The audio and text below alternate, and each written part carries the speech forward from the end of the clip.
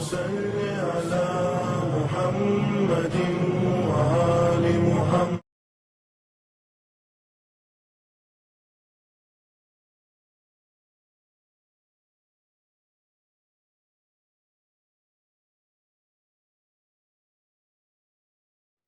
السلام علیکم ورحمۃ اللہ وبرکاتہ. پروردگار عالم بحق اہل بیت اطہار جہاں بھی رہیں آپ حفظ و امان کے ساتھ رہیں، ہماری دعا ہے. جتنے ہمارے ناظرین ہیں مومنین و مومنات دنیا میں، اس طریقے سے جتنے مقامات مقدسہ ہیں، پروردگار عالم ان کو اپنے حفظ و امان میں رکھے. آج کی ہماری گفتگو مختصراً جنت البقیع کی تاریخ کے سلسلے سے ہے، اور جنت البقیع کے اوپر جو مظالم ڈھائے ہیں آل سعود نے، اس کے سلسلے سے ہے. آپ کی خدمت میں عرض کرتا ہوں، 1344 میں اس آل سعود نے وہ حرکت انجام دی 8 شوال کو کہ پوری دنیا انسانیت لرز گئی اور مؤمنین کے دل خون ہو گئے. اور یہ ایسا نہیں ہے کہ یہ آل سعود نے کوئی ایک پہلی مرتبہ یہ کارنامہ انجام دیا ہے یا صرف یہی کیا ہے جنت البقیع کو توڑنے کے سلسلے میں، منہدم کرنے کے سلسلے میں. نہیں، آل سعود کی تاریخ بڑی بھیانک ہے. آئے پہلے آپ کی خدمت میں عرض کروں کہ ان کے مظالم کے تھوڑے سے جھلکیاں آپ کی خدمت میں پیش کروں. آل سعود نے صرف یہ نہیں گرایا آج سے تقریباً 100 سال پہلے، بلکہ جنت البقیع کے علاوہ جنت المعلیٰ میں جناب عبداللہ کی قبر، جناب عبد المطلب کی قبر، جناب ام المومنین جناب خدیجہ کی قبر جو مکہ معظمہ میں ہے، اس کو توڑا، ان کے مزارات کو توڑا. جائیں گے تو آپ کا دل خون کرے گا کہ بڑی خراب حالت میں ان قبروں کو رکھا ہے. اس کے بعد پھر ان ظالموں نے جو جنگ احد و جنگ خندق کے شہداء تھے جن کو وہیں دفن کیا گیا تھا، ان کے قبور تھے بڑے اچھے انداز سے، ان سبوں کو توڑ دیا. اس کے بعد جتنی بھی یادگاریں تھیں اس کو بھی توڑا ہے ان لوگوں نے.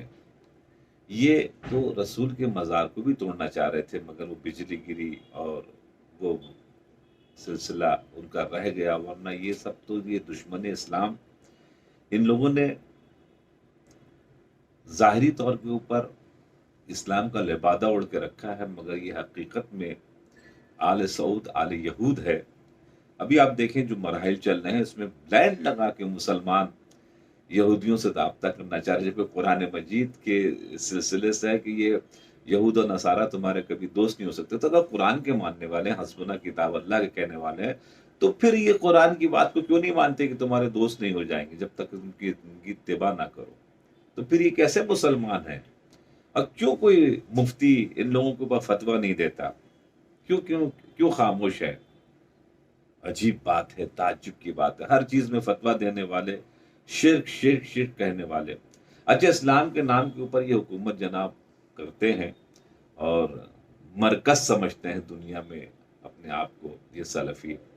تو پھر جب ان کی حکومت ملی ہے، یہ تو ان کی تاریخ جا کے آپ پڑھے آل سعود کی، یہ سب ڈاکو تھے، یہ حجاج کو لوٹا کرتے تھے، قافلے کو لوٹا کرتے تھے. اب ان کو حکومت مل گئی. اب جو حکومت ملی تو پھر اگر اسلام کے نام پر حکومت ملی ہے تو یہ المملکت العربیۃ السعودیہ، یہ یہاں پر اسلام کا نام کہاں پر گیا؟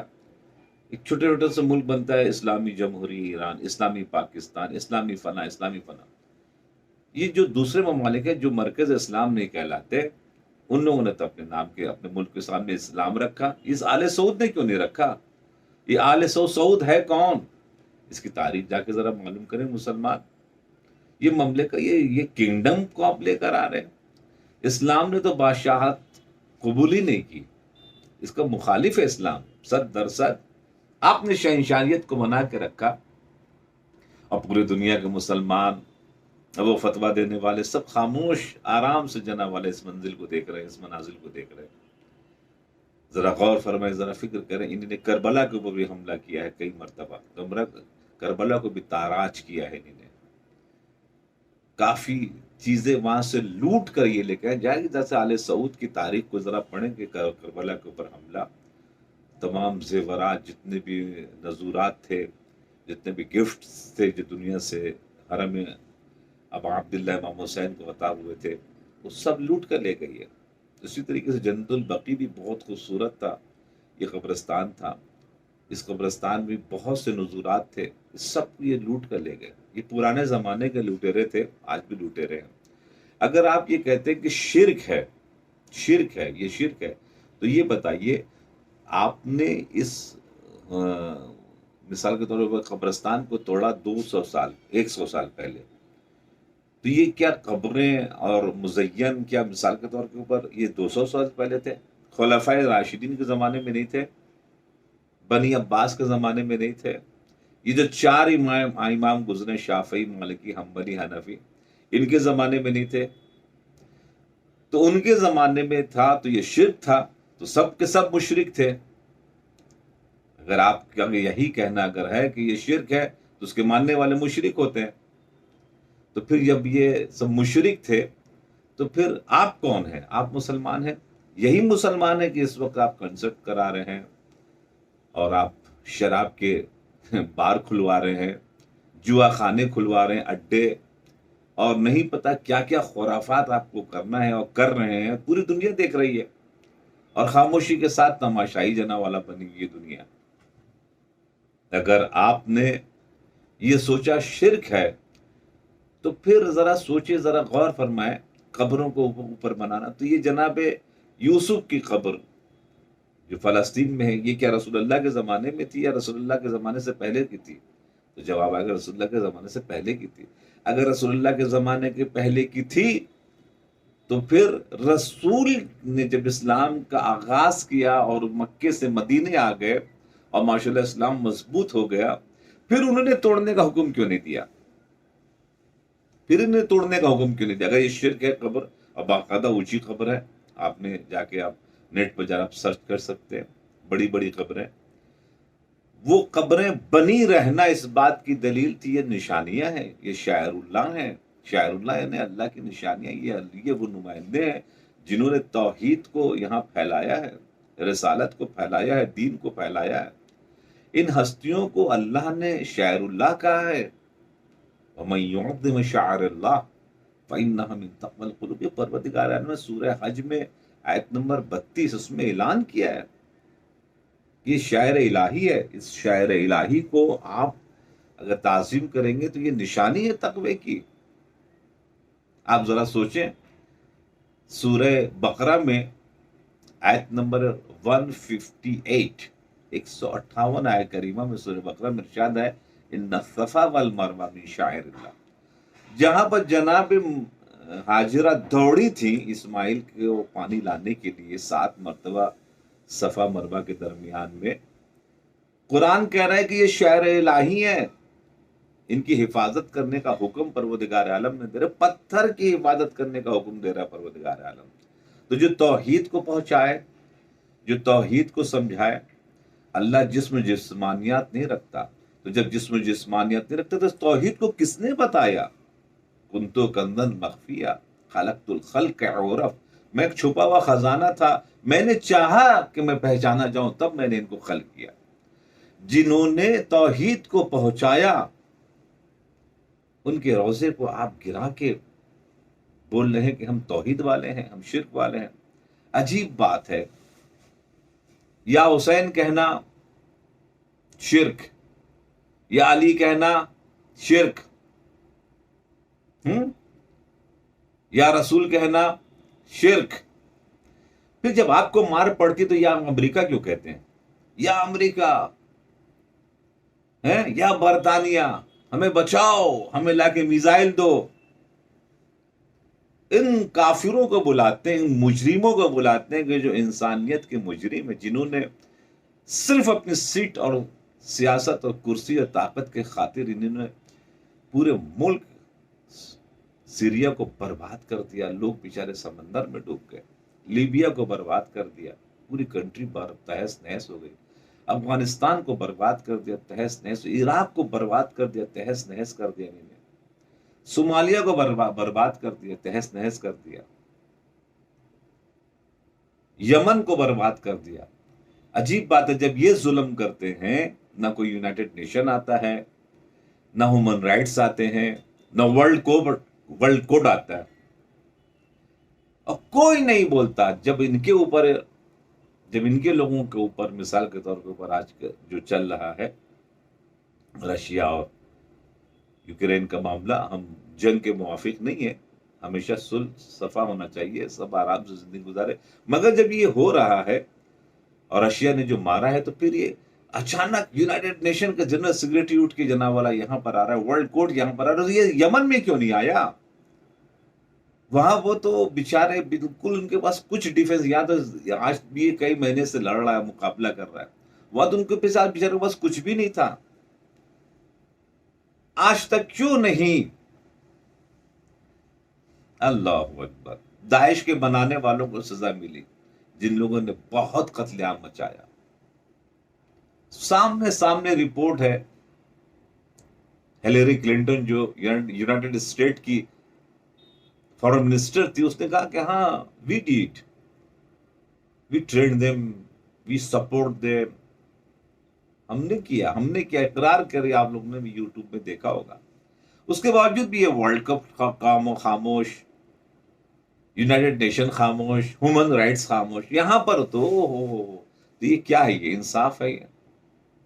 ان لوگوں نے اسلام کو تباہ کرنے کے لیے آج سے 250 سال پہلے اس خطے میں 3 مذہب کا آغاز کیا تھا، 3 مذہب کو جناب والا جنم دیا تھا، اور ان کے پیچھے سب راز ہوتا ہے، اور یہ لانگ ٹرم پلاننگ کے تحت یہ انگریز یا برٹش والے خاص کر کے یہ تمام کام کو انجام دیتے ہیں۔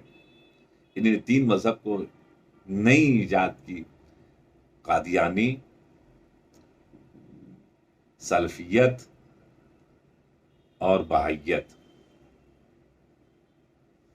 سلفیت یعنی وہابیت، سعودی عرب میں دنیا کا سمجھ لیجیے نمبر 1 تیل نکالنے والا ملک، ہمارا نمائندہ یہاں بیٹھے، اور اسلام کو ہم لوگ جدھر موڑنا چاہیں ادھر موڑا جائے۔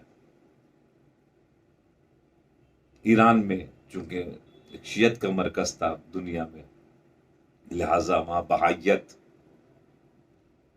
بہائی مذہب کا آغاز کیا گیا۔ ہندوستان چونکہ کافی بڑا تھا، ہندوستان، پاکستان، بنگلہ دیش سب تقریباً جو ہے ملا ہوا تھا اس زمانے میں، 250 سال پرانی بات ہے، تو جس کی بنیاد کے اوپر یہاں پر کافی سینسیٹیو مسلمان رہتے تھے اور رہتے ہیں، لہٰذا یہاں پر قادیانی مذہب کا آغاز کروایا، جو آہستہ سے جب پارٹیشن ہوا تو پاکستان کی طرف چلا گیا۔